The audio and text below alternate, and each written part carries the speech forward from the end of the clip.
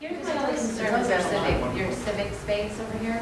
Okay, I participated in the charrette, and I can tell you that as a participant in the charrette,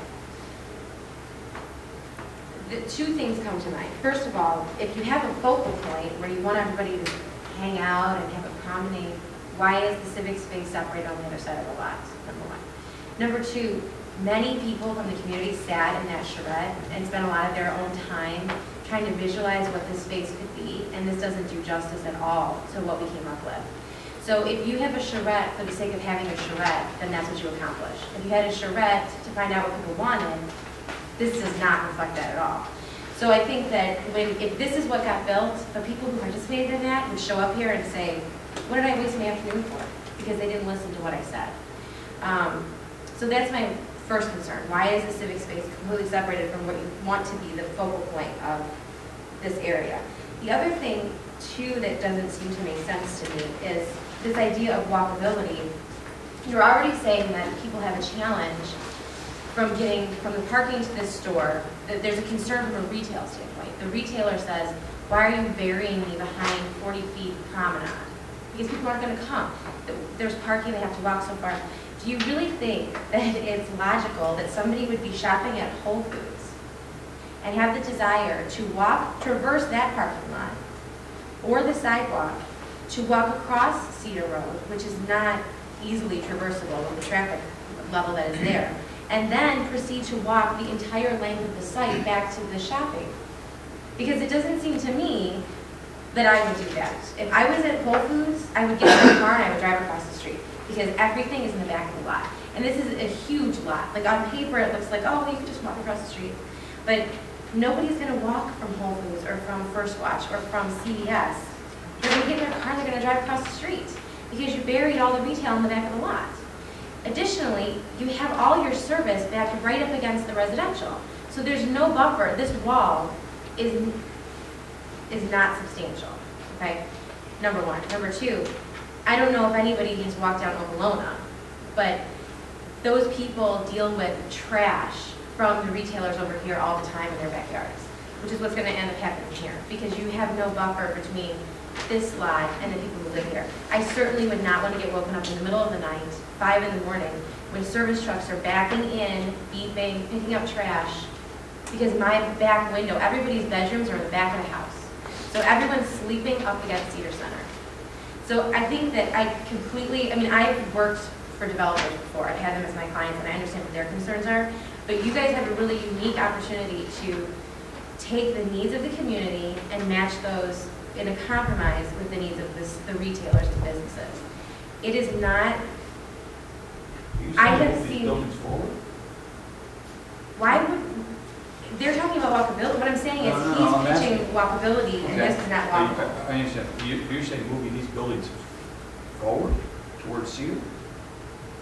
Why would there be an issue? We had buildings. I'm asking. Yes. Yes. Okay. Then what do you do behind there? What's behind it? There could be parking behind there. We have a very vibrant. The Cedar Center across the street has parking behind, and businesses behind it. It's very vibrant. You go to First Watch at lunch. Good luck trying to find a spot, because there's always people back there. Are you saying that then commercial activity behind? You can have commercial on both sides. If you brought the retail forward and you had the commercial activity forward with enough parking in front to allow for green space in the front, you certainly could have a site that was designed differently that would allow for retail on both sides with central activity in the middle. I'm saying that we are sitting here with the needs of a community and the needs of developers and retailers.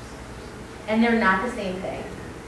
Would there be, Tracy, just devil's advocate, could you see a situation in which the back part of the property is shifted up further and some of the parking is moved to the back? I think that because at the same time, I'm also mindful of the fact that there is food and retail along Cedar Road. Right, of course. No, I think that I think we have to use the space as best as we can, but I don't like the idea. I certainly would not want to live on Colony. I wouldn't want to be living behind this and have to deal with the consequences of living behind it. And we have, this street in particular has long-term residents who have lived in this community for 50 years.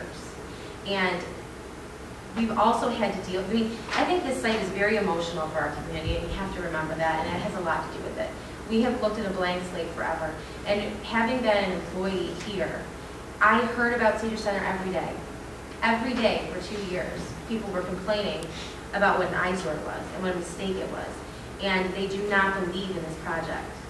So you have to make people believe in this project, and you have the ability to do it.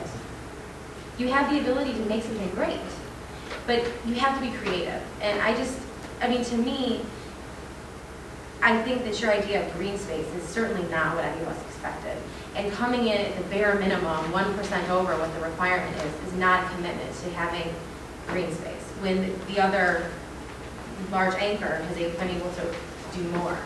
So I think that I see where you're coming from, and I know what your constraints are from a development standpoint of who your clients are and what they want. But they know what money they're going to make by being here. And they wouldn't be coming here if they didn't know they were going to make money. And I have seen retailers in other parts of this country and our state be very creative with building design, layout, site planning. I have seen people spend upwards of $75,000 on pre-engineering alone to make a site work because they knew they were going to get that money back in investment. So I think that it's foolish for any of us to sit here and be concerned that somebody might not want to come to this site if they've already signed up for it. So you guys need to balance the needs of the community and the needs of your clients in terms of the developer. Okay, let me try to respond to it, because you said a lot there, and a lot of points there. And each of them is the result of conflicting goals, and having to make the hard decisions of which of the conflicting goals to pay homage to. The purpose of this green space being here, which could be building area, is that to leave planning flexibility for a connector between the two phases, so that this access doesn't land on a building, it lands on a softscape of some kind. So it's undesigned yet. And so it could be an access drive later? No, it can't be actually, because it's got utilities and stuff on it. So we can't drive on it. And it can't be, if you say it can't be, that's the planning commission. So, and since we're coming to you and suggesting that it should be an open space, we presume that you would then tell us make it into a hardscape with improvements. So a to-be-defined softscape space that is on the visual axis of this drive. That's why this is left green for now.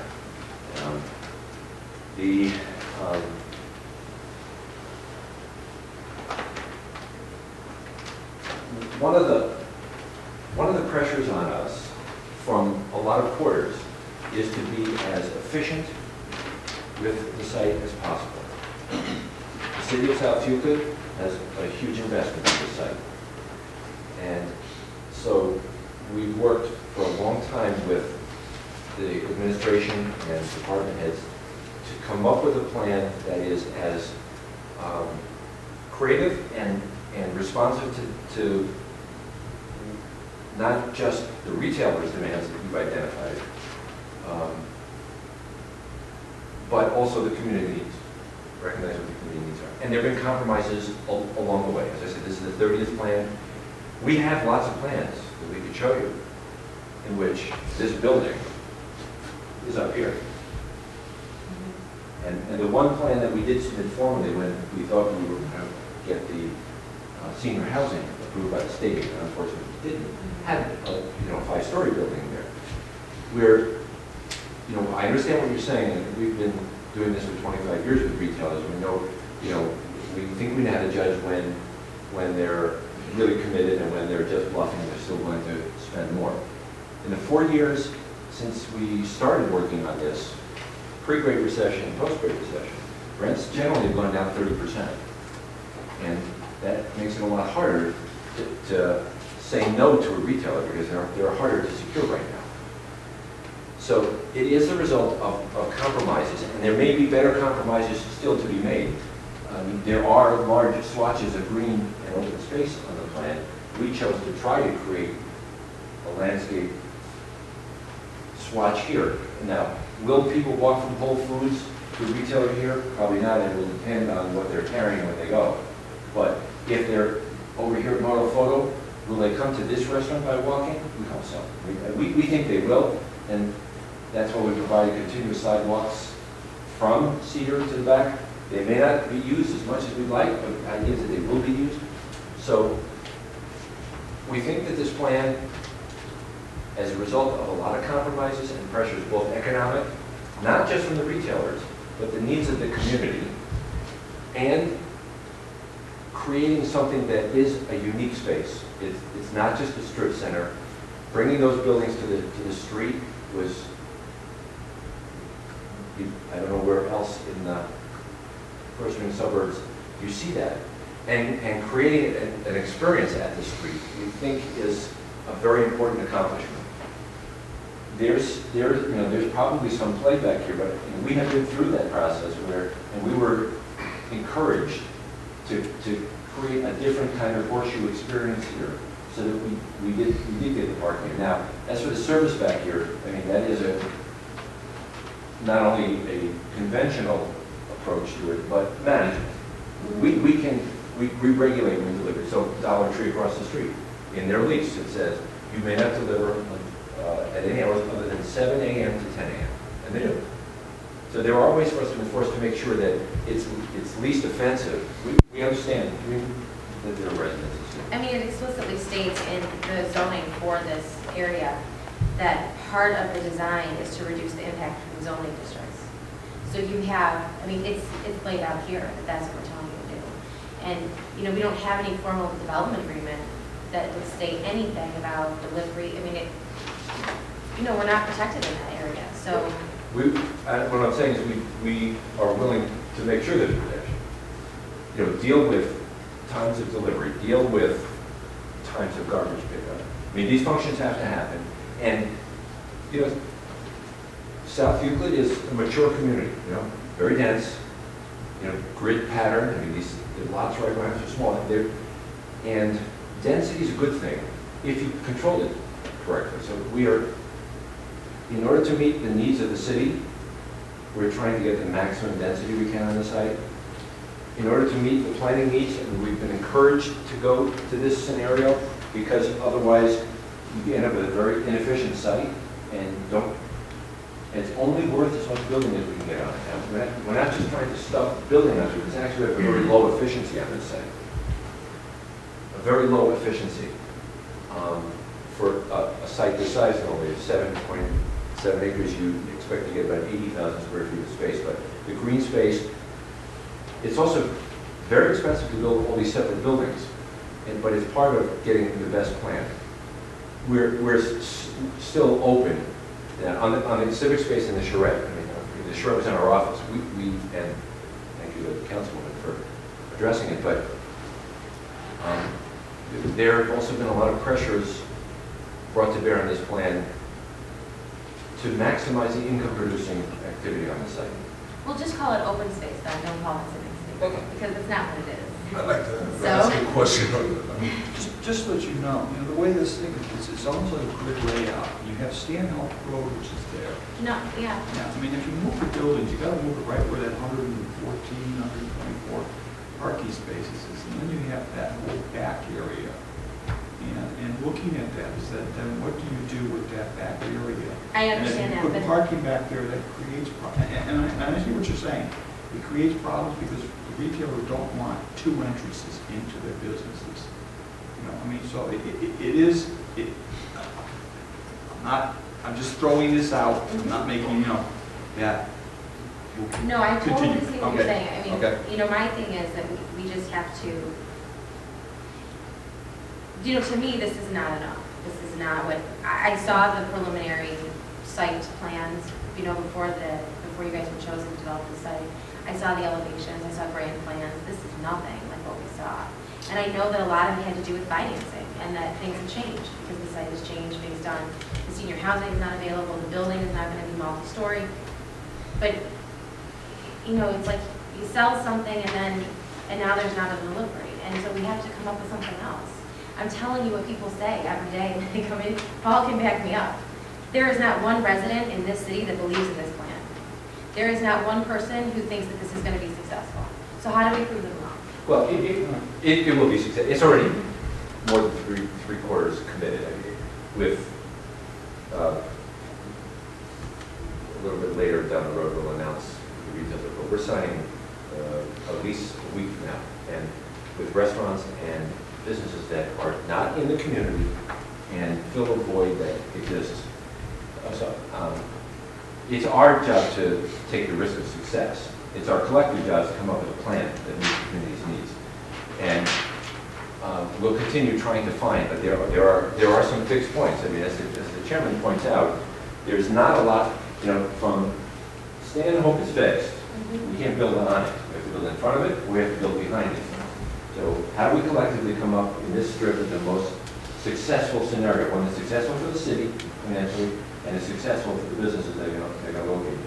And then, we chose to not populate this section here with buildings, to move them forward.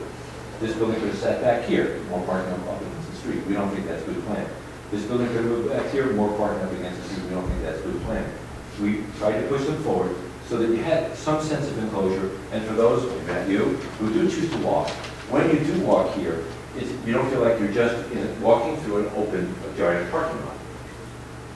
And the success of that will be judged, as I say, judge us by that when it's built. We take the challenge, continue looking at, can we be more creative back there? And all I can say is next time it'll be different. I don't know if it'll be different enough for you to say, I get it now. Not just as the capital markets dried up, and so there's only so many things you can get financed with. The demographics have changed. I mean, the demand available, household incomes have gone down. We had a recession, unemployment is up, foreclosure prices. All of those factors affect the willingness of the business to locate here and what they think they will profit on by being here. So it hasn't been an easy task to just raise the flag and the retailers come running. And we've said no to a lot of retailers because we don't think they're right for the community. As far as the green space is concerned, I mean, it's more parking buffers than anything else. I don't necessarily think that, I mean, again, we just went down the line of civic space, whatever you call it, but overall, I don't necessarily think green space is just a parking buffer. I would like to see more, but again, that's more of a design issue. So, and as a resident in the area that you have set back, again, what your retailers are looking for. But I think from a kind of piggybacking, Tracy, some additional green space would be a good selling point in this development. Continuous green space as opposed to, okay, I've got, the green space is going to have trees. Well, it's parking. I mean, it's parking islands more than anything else. I just have a question, not so much for recycling, but just for point of information. What is the planned build-out schedule? Or when do you expect, after we approve, obviously, when do you expect to break ground, and then when would it be? We hope that the process with you and your colleagues on the ARB goes at a pace that allows us to break ground in August. Okay. And it's the first spaces would be delivered 8 to 9 months later. Okay. So this time next year, business should be open. How are you looking at the buildings along Cedar first? Everything all at once. Everything in phase 1 would be built simultaneously because we had commitments in all of these spaces. All of this